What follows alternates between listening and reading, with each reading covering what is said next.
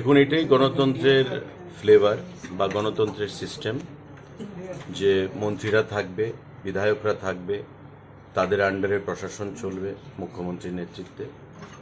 এবং মাননীয় অনিমেষ দেববর্মাও আজকে ওনার জীবনে প্রথমবার রাজ্যে মন্ত্রী পরিষদের সদস্য হিসাবে শপথ গ্রহণ করেছেন।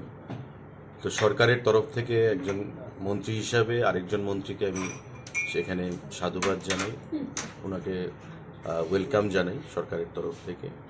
এবং আমি বলবো যে বিশিষ্ট রাজনীতিবিদ এবং ত্রিপুরা রাজ্যের পরিচিত রাজনৈতিক মুখ অনিমেষ বাবু দীর্ঘদিন ধরে রাজনীতির সঙ্গে যুক্ত রয়েছেন এবং ইট ওয়াজ এক্সপেক্টেড যে he will be inducted in the cabinet. কিছুদিন ধরেই তার জল্পনা চলছিল এবং আজকে তার অবসান হলো। তো আমরা একসঙ্গে কাজ করব ক্যাবিনেট কলিগ হিসেবে। এবং আমাদের প্রধানমন্ত্রীর যেটা স্বপ্ন মোদিজির, যে সবকা সাথ সবকা বিকাশ, সবকা বিশ্বাস সবকা প্রয়াস, প্রত্যেককে সঙ্গে নিয়ে রাজ্যের জাতি জনজাতি প্রতিটা অংশের মানুষ উন্নয়নই হচ্ছে একমাত্র লক্ষ্য।